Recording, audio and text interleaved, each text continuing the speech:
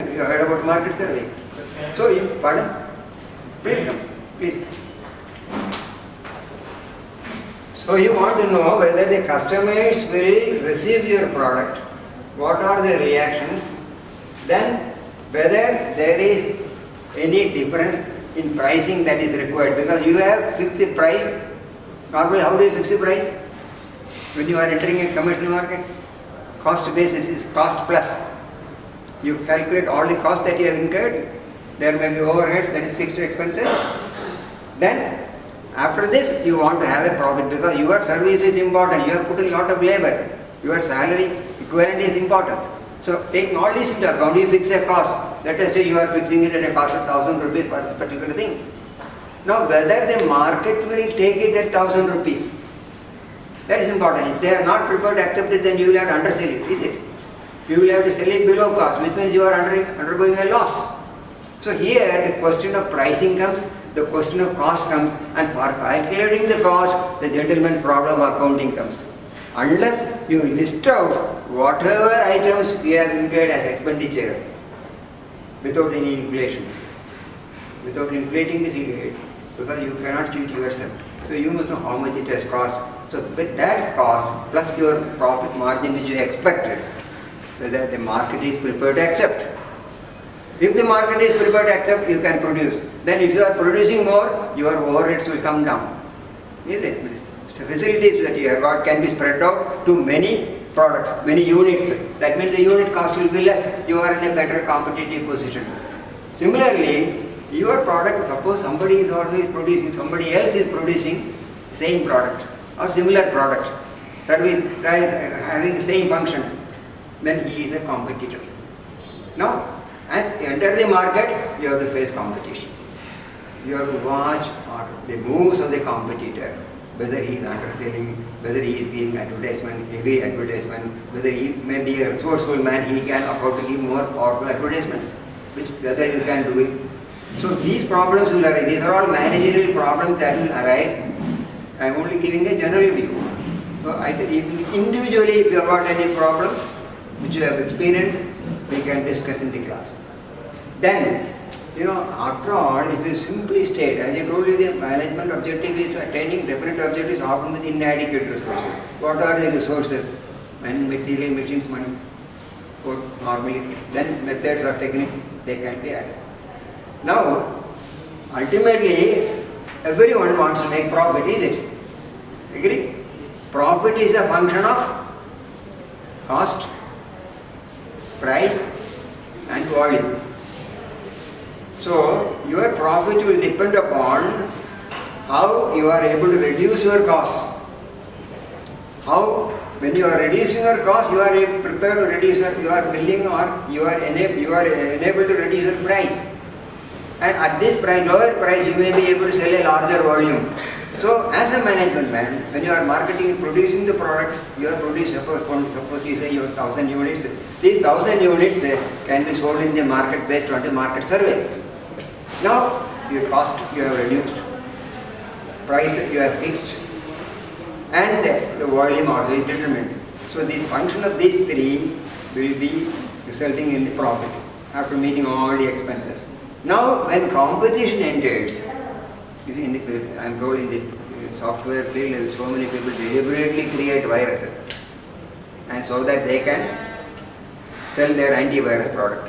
These are all unfair methods of business. Now, anyway, if there is competition, if you are not able to sell it at the price you originally envisaged, then you will have to develop a strategy, is it? How best we can overcome this. So this strategy is a very important word in marketing, in management, business strategy. So you will have to be what is the competitive strategy. So here some method of intelligence, getting reaction of customers, getting feedback from the customers, all these become important. That is one, simply stated on the marketing side. Now on the cost side, you believe in innovation. If you want to make your product present in the market, you will have to advertise. Without advertising, you cannot do it. What is the purpose of advertising? They say there are 5 I's in advertising: interest, information, impact, then there are two more other things. Information, impact, interest, I don't remember at present. Anyway, the purpose of advertisement is to create awareness of the product, and then the customer comes to you because he is aware of it. Is it? Now, are you prepared to spend money on advertisement? Then you will have to evaluate your financial resources. That takes you to budgeting. In management and financial management, there is a need for budgeting. In budgeting, what you do? You prepare your income as well as expenditures, both sides. Or in your case, if you want to have so much income, then you must have so much of sales, is it? That is it.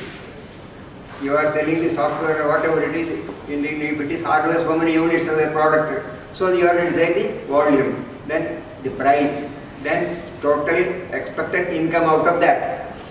Then the expenditure, that is the cost. So the cost, if they are less than the revenue, you are making a profit. Otherwise you are incurring a loss. Is it? So this will have to be a constant process. And now with the computers and software development, your job is easy, because earlier all these things were calculated on paper. So paperwork involved was very laborious. Now everything is possible. You can get real-time information. You see? Now organizations, they are releasing the balance sheet every quarter. You have seen companies releasing their balance sheet within a week after the closure of accounts every quarter, is it? Because of the real-time information, availability of very fast information being produced. So, cost, price, volume, these are the three arms you will have to be watchful if you want to make a profit. Okay? Now, before you go to the next step, if you have got any doubt on this, I will clarify and then proceed. Please. It's very simple. Three arms: cost, volume, profit. Variation of this, using your ingenuity, using innovative approaches to vary this, then ultimately you get profit or loss. And there are cases in management. I will mention two cases. You have heard about Alfred Sloan?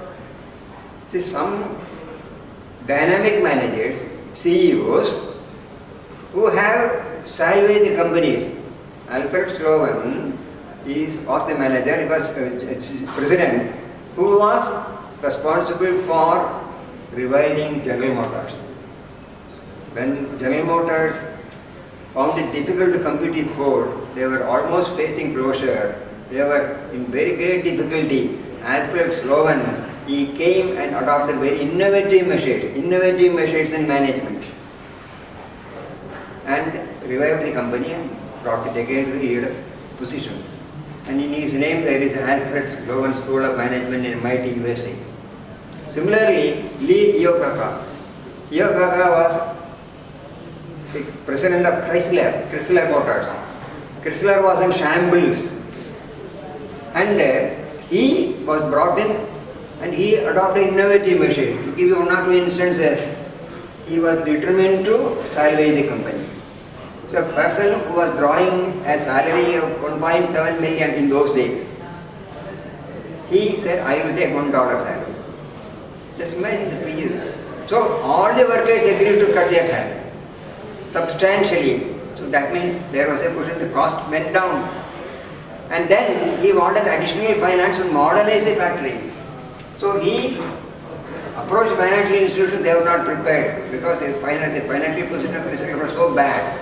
Then he moved the Congress, got enough support, got it done, and Chrysler came out. There are other cases where some company engaged a cost reduction expert. He had reduced all costs.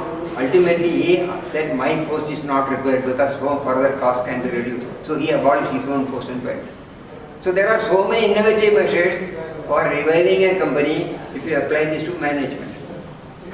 Robert McNamara, for example, was president of the World Bank.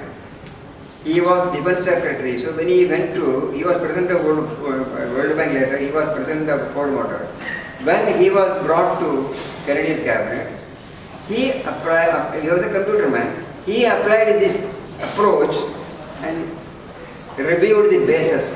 All over the world, American bases were there for attacking enemies. Then he said, what are the criteria required for maintaining a base? Whether these bases, one by one, satisfy these criteria. So when he found that 923 bases did not satisfy the criteria, he said scrap them because they are only establishments adding to the cost, they don't give any benefit. And nothing happened to security. Like that, innovative measures can be brought in any field. So many areas are there where you can bring down cost by your innovative approach. Now with this, your cost, price, volume, have you felt any problem in your field? Incubation, design, development, then prototype, then finally commercializing it. Anything?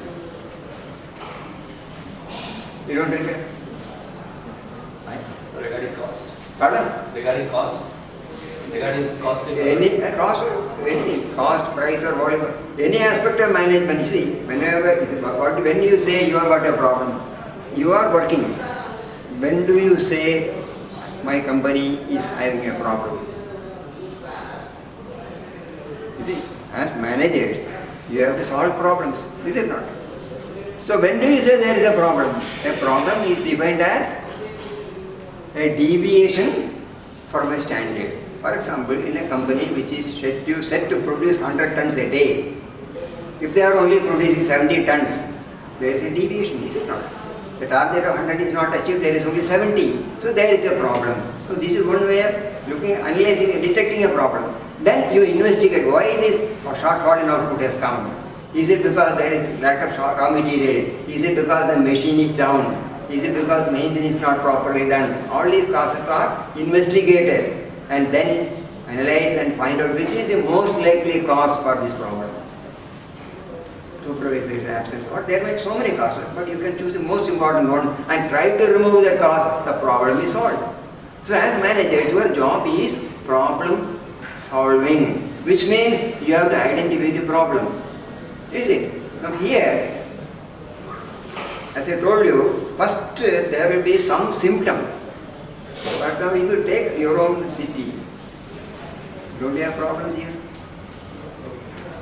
Garbage disposal. Why this has come? Because so many reasons can be given. The individual is not, he doesn't have civic sense, the government is not alert, corporates is not functioning, there is no method of collecting waste, nothing. So there is a problem. Now for 4 years we have been talking and shouting about the problem, but nothing happened. There is a managerial aspect to it, is it? Health hazards, it is a health hazard, people are affected, health is affected, and you are spending more on treating diseases, more on providing supplies with hospitals. So I am only mentioning this instance to know that as a person who is going to manage a company, you will have to solve problems. For that, you have to identify the problem, and for identifying the problem, you say this, scientifically speaking, deviation. What is the deviation? See, even if your normal temperature is 98.4, when you say you are having temperature, it has come to 100, is it? So there is a deviation. So deviation can be adverse. Is it? So if a company is performing and if it finds that its profit is dipping, there is a deviation, there is a loss, you have to investigate. And this loss, how can we rectify this loss? So you make a detailed analysis. So first you see the symptoms.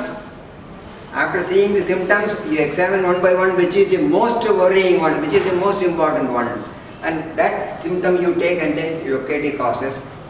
What are the possible causes for this? So same approach if you do for garbage disposal, some solution will be found. Only thing is our bureaucrats are dudocrats. I call dudocrats because we don't have a democracy. Democracy in the worst form is dudocracy. Government of the duds for the duds by the duds. We are having something like that. That is why all these problems surface and they are not solved. And unfortunately, we have got problem creating leaders than problem solving leaders. This is only a side comment. So what I am saying is, first identify the deviation. As a manager, in decision making, you will have to make decisions. And decision is a choice between alternatives. We will come to that point. Now you first of all detect, you locate the cause. So when you have located the basic cause, now you have to correct it. So for correcting it, you set objectives. You are setting objectives, then you say what are the ways in which these objectives can be fulfilled to correct the problem. That is why you are evolving alternatives. Evolving alternatives. There are various methods of doing it. So alternatives are evaluated. Then each alternative is evaluated and which is the most practical alternative. Then you choose after the three alternatives, A, B, C, I have chosen C alternative for my problem. Because you are not mentioning a specific case, I am not able to go further. But you see the principle. After evaluating the alternatives, you are choosing one. This alternative is the most practical one, according to me. Then alright, if you don't leave it there, if I implement it, what problems will be there? For example, to mention a very live but crude example, one minister years ago came to one of the department, transport, KSRTC is already under heavy loss, 200 crores was a kilometer loss. So on the next day on his arrival he announced they will all be given pension. Where is the money for pension? They don't have money for buying diesel. They don't have money for maintenance or tires or battery. They did not have money. So what happened? They had to borrow money and do it, which only wasn't the case. So if you are taking a decision without much of calculation, then the implications, if not seen, will create more problem. So that is called potential problem analysis. So after evaluating the alternatives, having decided this alternative is the best, then you say, if I implement this alternative, what problems are likely? If such problems arise, how can I prevent them? So that is the question of, there comes the question of control. So the management process, you are all engineers, is it? You may be knowing management functions are broadly mentioned as planning, organizing, staffing, directing and control. It is a chain. So when you are controlling, that means you are seeing whether performance is going according to the standard expected. The standard is set by planning. That is, objectives are laid down. So when there is a deviation, you are correcting it, and in order to see that this is maintained, you are having control systems. So when you are controlling it, when again there is a slackening a performance, you have to plan. So this is a cycle. So management is a continuous process. Only for convenience we are demarcating it as planning, organizing, staffing, directing, etc. Now about the functions of management, you can learn from any textbook. Now, are you having any such problem in your field of work? So that we could take up a discussion. Nothing. I think for startups, the bigger challenge is managing people. How to. I am coming to that. How many, see, managing people means you may be having 2 persons to 20,000 people, is it? So as you increase the number of people, you will have to ensure that the quality of work does not suffer. It is for that organization planning, department, or the grouping of various activities into departments, that is called organizing. So you are, depending upon the size of the personnel, you are organizing. And then suppose you are having 5 departments, then you have manager level, supervisor level, worker level. So like that you are doing it. Then you are having whether one supervisor can manage 15 or 20 or 100, he can't. So you say already effective supervision is possible only with 5 people. That is called a span of supervision. Is it? Span of supervision. So that supervisor is responsible for supervising the work of 5 people. And over the supervisor, you have got assistant manager or somebody. He may have 3 or 4 supervisors like that. So that is organization planning. And there, in order to ensure that work is done smoothly, you are allocating work. You are saying this is the work we have to do. And if your work description is clear, then the employee also knows that he has to do this work. So they won't be very clear. Otherwise, if you leave it vague, each will be duplicating the work and the essential work will not be done. Okay. So, our planning, organizing. So, after these departmental activities are classified and grouped, you want to operate, you want to, people to man them. That is why staffing comes. And there you have to be very careful. In management, you have to be very careful about staff selection. So there you have to prepare what is called a job description. Each job, you specify the nature of the job, what is expected of the worker, and what qualifications or experience are required, and that is called a job description. Then accordingly, you advertise and recruit people. Then when you are recruiting, you are selecting people to ensure that they are available according to your need. And invariably, most of the cases, you will not get personnel as you want. There will be deficiencies in some areas, that is for which training is provided. Training function is to make up for the inadequacies of experience or skill the worker has. So you have got a training department or training personnel for that.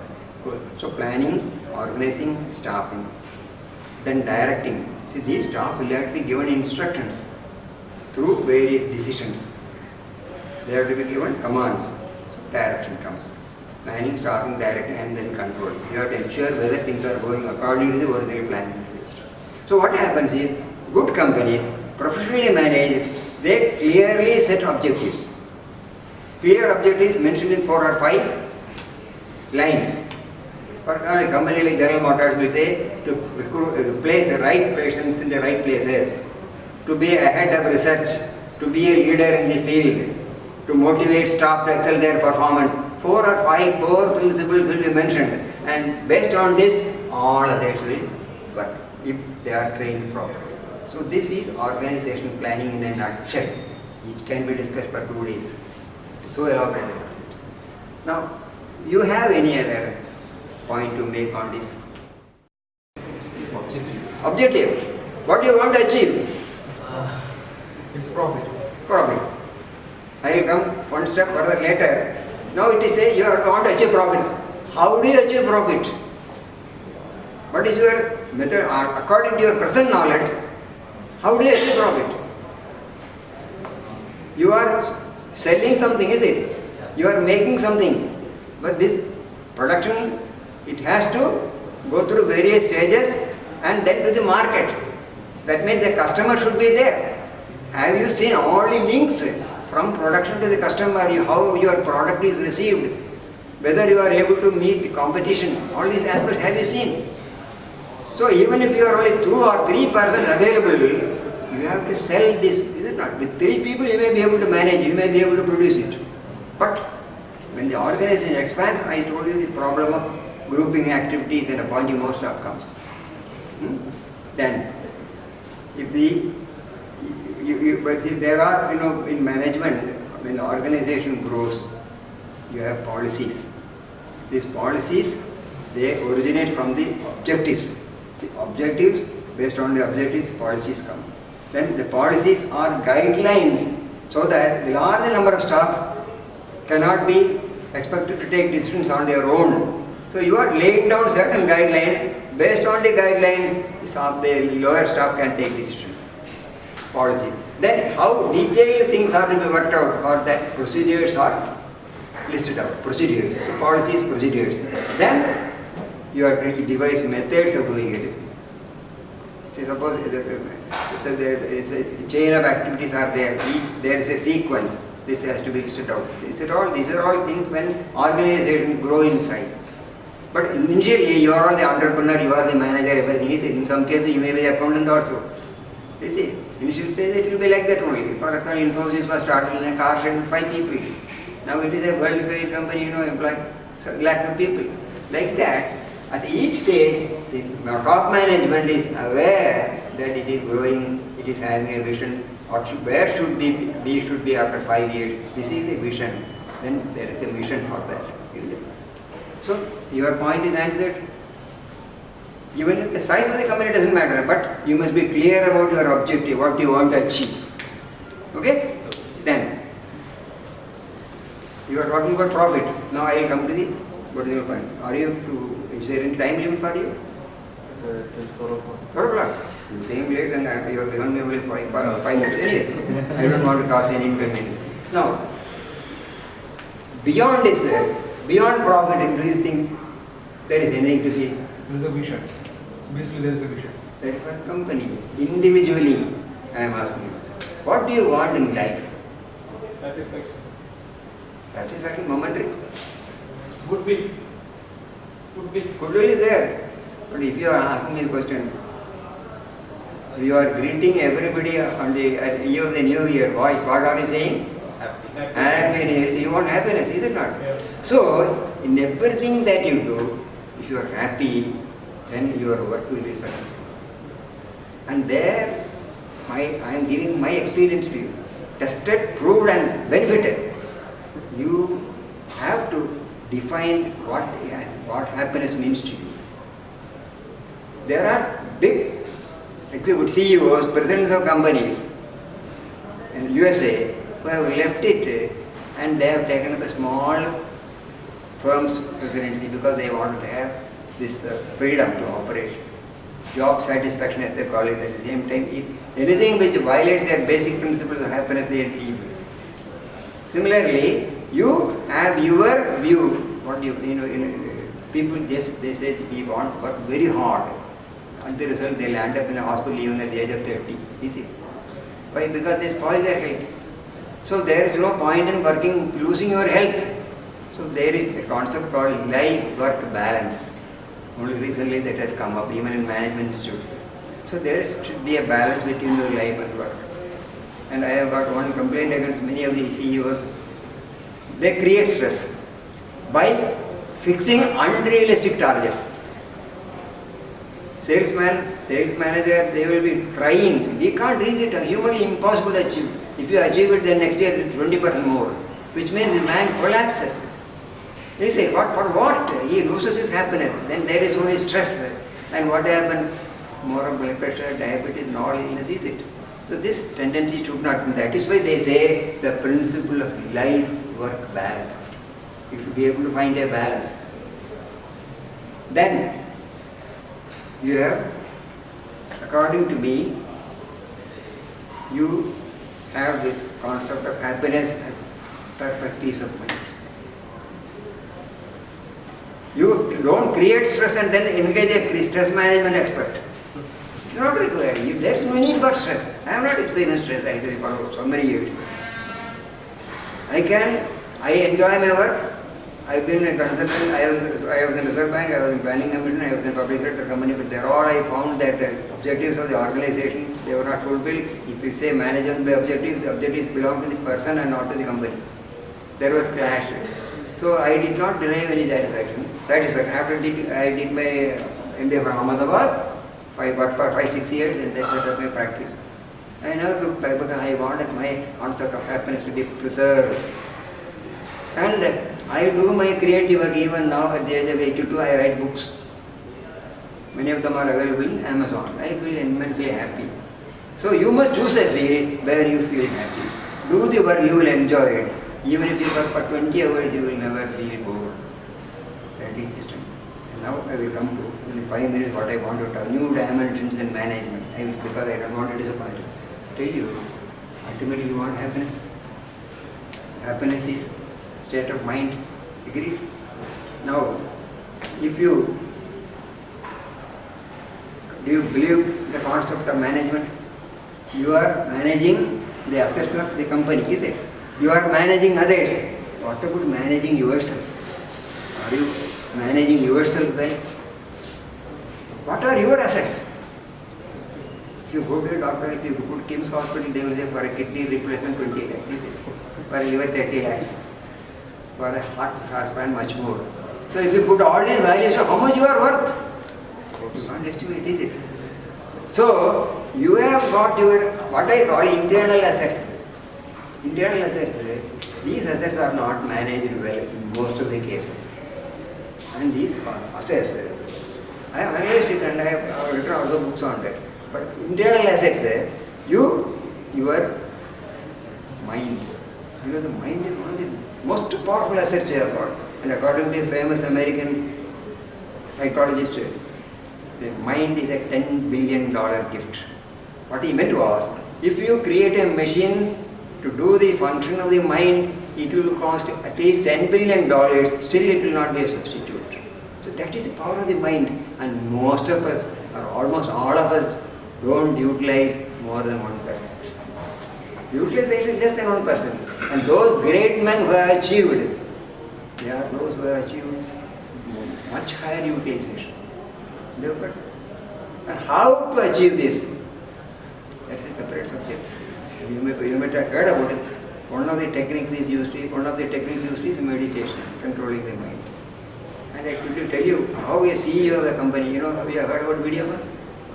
Videocon chief, Doot, he used to take 3 weeks off, go to Aurangabad, Ellora Caves, 3 weeks, actually undisturbed, he used to live alone in peace, doing meditation. That gave him tremendous strength. The strength, or you may call it spiritual strength or whatever it is, that gives you tremendous energy. You can do 10 times it without losing your temper.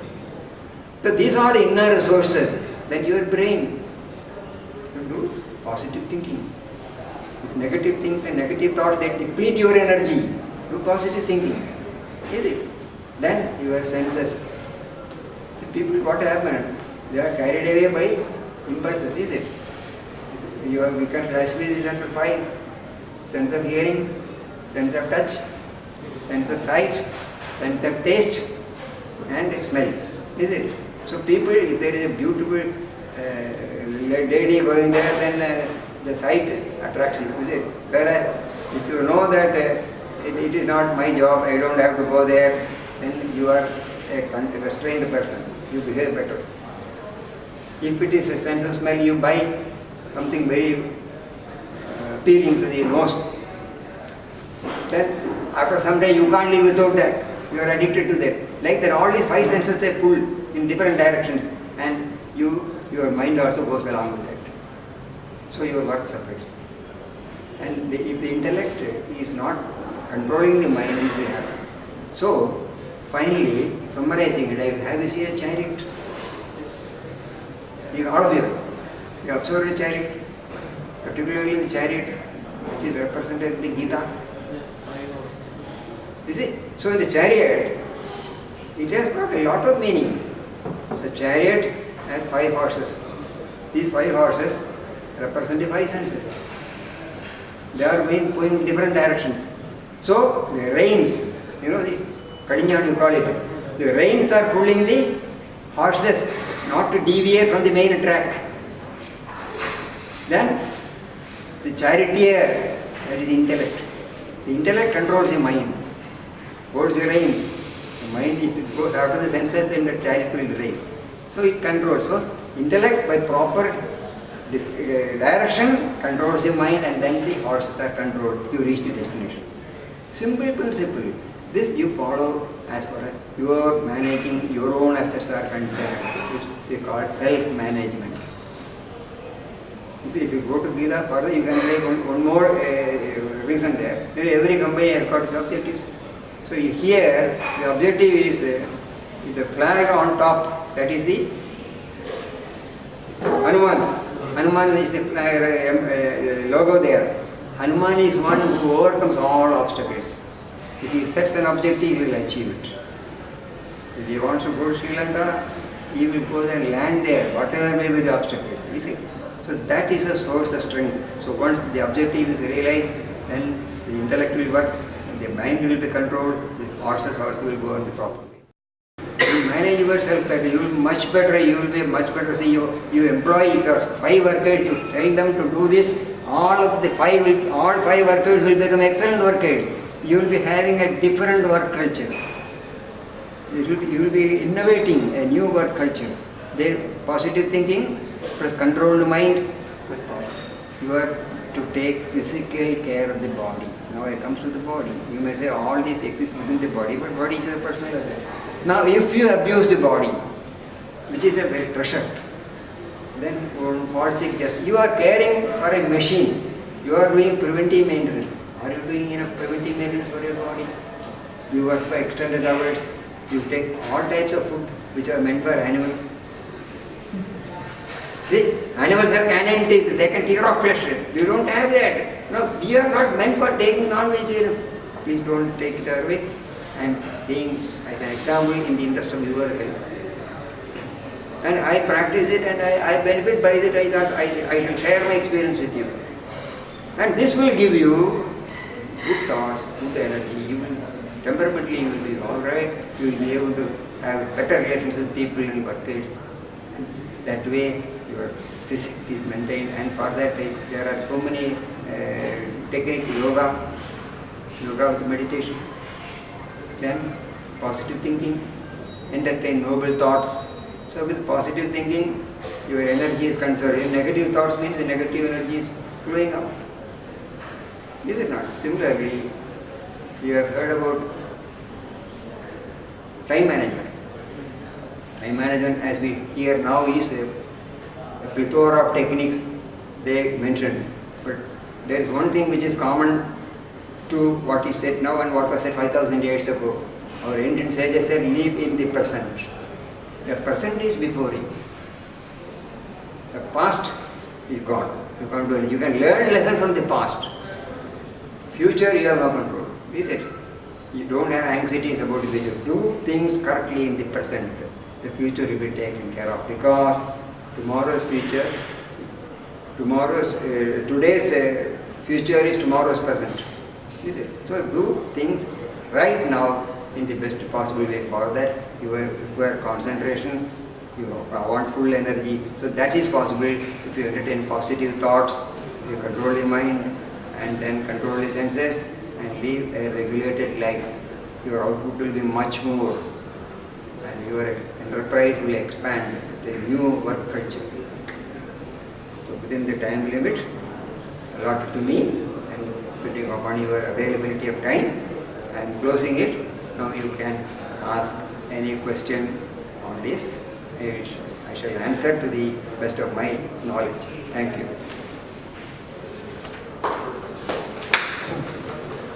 What are the basic steps which we practice in the startup to follow a peaceful mind? First of all, you must give a command to yourself. I want to improve. Give a command. Then, first thing is, you check your food habits. You list down your food habits. Right from the time you get up, what are you doing? How you are spending time, whether there is idle time. So you do such an analysis. Then over a period of week or 2 weeks when you record, you will find that there will be so many unnecessary activities that you are doing. So many unnecessary things you are eating, which are not essential, which will only damage your health. For example, tin food and canned food, many of them are not good. So, if you are maintaining such a schedule, listing out all those things required, not required, then you are saving time, you are saving, you are changing your food habits so that you are keeping your physical strength intact. Then, in order to then, if you can practice regular exercise, whatever exercise you may like, depending upon time available. For example, I do 5 kilometers of walking even today. Even today I do 5 kilometers. I get up at 4 o'clock without any difficulty, any alarm. I do yoga for 50 minutes. Yoga means asanas plus meditation. And I enjoy doing it. I have never entered a hospital except for minor correction, which is the inevitable thing of old age. 1, 2, 3, 4 days stage, that's all. Nothing else. And I don't take any medicine. I don't have any blood pressure. By the grace of God, no diabetes, no cholesterol, nothing. I walked up Kedarnath, Badrinath. I walked the entire 14 kilometer stretch. Perfectly all right. That was more than a treadmill test for me. So what I am saying, first maintain your physique in the best possible way. Then have a clear mind. For that, my friend asked me how to do it, meditation. There are 124 methods of meditation. I saw that when I went and attended the World Parliament on Spirituality. I was there for 6 days in Hyderabad. 2,000 delegates have come from all over the world, from 56 countries. I attended most of the sessions. I found how people, they love each other and how much of knowledge you are transmitting. I learned from Himalayan yogi what is called Surya Yoga, which I never knew. It is a very simple thing, and in a land where sunlight is available for 6 months, you can do it for 10 minutes a day. You get tremendous energy at no cost. You don't have to buy protein and vitamin D. Such things are available. We must dig out the best from our ancient past. Use that. That gives you strength. Then, any other cup? Do you have any books or something which is written about this topic? You can see from Amazon. I have written Foundations of Happiness. Is it basically about yoga, meditation and... Yoga, I have mentioned that. Detailed things you can get from the yoga. I have mentioned the benefits of this. I have mentioned how one can do it. Briefly how meditation can be done. All these I have mentioned. Foundations have. Then paperback edition as well e-book available. Then this was earlier published by Jaipur publisher. It was termed Managerial Approach to Happiness. Something connected to managers? I have taken manager because managing yourself, you have to manage your own self. Okay. First I tried with writing articles for the Institute of Management Council. They asked me for articles. So they wanted to publish my article as under self-management. Then why not I develop it in the form of a book so that if others can benefit them too. So Jaipur publisher, it was only 120, 130 pages. I published it and that is available. Akash publishes. That is a Jaipur publisher. So all these things you can, if you key in Amazon, you will get it. E-book as well as paperback. So according to your experience, how can you define stress? How can you? Define stress. Define strength. Strength is what you feel. You see, you are feeling tired, are you not? Yeah. You are feeling tired. So the opposite of tiredness is strength. No, sir. Stress. Stress. Yeah. Stress is a feeling where you find your muscles are tightening. You feel that you are confused. You are not able to think properly. You feel that your energy is leaking out. Because you are a bundle of emotions, wrong emotions, negative thoughts, and then so many problems are on your head that you don't know which to take first, isn't it? So as a result of which depression sets in. then some people take the extreme step. Is it not? You can live a very happy, comfortable life. You are entrepreneur. I wanted to remind you, you are all going to be entrepreneurs. Make that a career. You are much higher than the chief secretary. Because chief secretary will have to ask for 2 days cash leave from somebody. If you apply, you have to apply for cash leave. You don't have to do. You can be on an equal time with anybody. You can talk on an equal footing to the President of India. I have met, but when I was in the I have met officers 7 levels above me. I could talk to them on equal. Why fear when you are doing things rightly? Here also I have been talking like that. And I don't seek anybody's help here. They want me, I go there and then tell whatever is there, I explain. So even in the case of my books, you will find if you come across some of them, my views are totally expressed. But I think you are entrepreneur, it is a very dignified, noble, enlightened profession. Only thing is you have to make it enlightened entrepreneur. Just as I used to mention in my lecture, there are 3 types of managers, 3 types of entrepreneurs. 3 types of managers are those who, first category, managers who make things happen, like Alfred Stone, McNamara. They make things happen. There is nothing impossible for them. Second category, managers who watch things happen. They just watch. Just our ministers and bureaucrats going there. They know there is a lot of garbage. They are safe. Their soft car, air conditioned car. They will not use it. Third category, who are not aware of what is happening. They will go and read some novel and go there. In the office also, they will continue. Is it? And they know they will get their salary, sure. But not with the case of entrepreneur. You have to create, and you are creating jobs for others. They are demanding always. But you are far ahead, your status is much higher than that of the highest paid civil servant. I say with certainty. So you always feel that you are very strong. That is your strength. Okay? Anything else?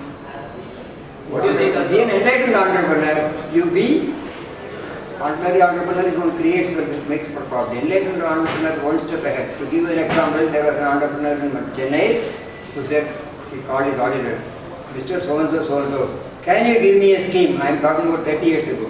Can you give me a scheme by which my employee, each employee will get 1 lakh rupees when he retires? That was the enlightenment era. That is highest category. Second category, entrepreneur. Entrepreneur already he make big empires, but he creates stress for others because everything is for profit. Third category is the entrepreneur thieves. They cheat the banks. There are a number of persons like that. I know them. I have seen them, and I have dealt with some of them when on reference from banks. So similarly, CEOs, chief executive officers are there. At the same time, you have got CEOs, chief embezzlement officers. They loot the company. And you have seen the paper and TVs and all. So, winding up, be yourself. Entrepreneurship is one of the most dignified professions. Make it a career.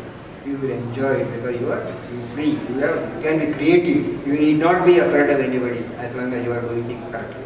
Unfortunately, some people go for shortcuts by bribing people to get things. That's not to be. You have got your right as long as you have done it. And you have got a competence. You are much more competent than any ordinary politician. You see. So you have got goodwill. You will earn. And don't go after name or you will automatically. Okay? Anything else? Anybody? Like if you want to set a benchmark for yourself, or you want to identify that if there is something wrong or something right, so how? If you are talking about the organization. No, about self. Self. Yeah. Anyway, that is what you want to achieve in life. As I told you, suppose you want to be happy. You want to do some useful work. What is the work that you want to do? This work, does it give happiness? Is it? So if it is one which is not giving happiness, then you say this is something that needs correction. There are people who leave jobs because they don't get the satisfaction. They are tortured by the bosses. The bosses have no humanism in them. There are cases. And there are persons who are honest and who have lost their lives. You must have heard about there was one Manjunath who was very, very strict and he was a product of AM in northern border, somewhere in Guwahati. He was very tough with the contractors who were stealing petrol, diesel from the pipeline, and they shot him dead. One has to face very, very rough weather, but it depends upon your courage and strength to stand. Don't yield, you fight for good things. There won't be any, you will go ahead. Remember, entrepreneur is one of the noblest of professions. Make it a career. Be an enlightened entrepreneur. And you create work, create wealth, create job, and finally you do what Zuckerberg did. If you have got plenty of wealth, keep some for your need, distribute this. You see, $49 billion you have come across.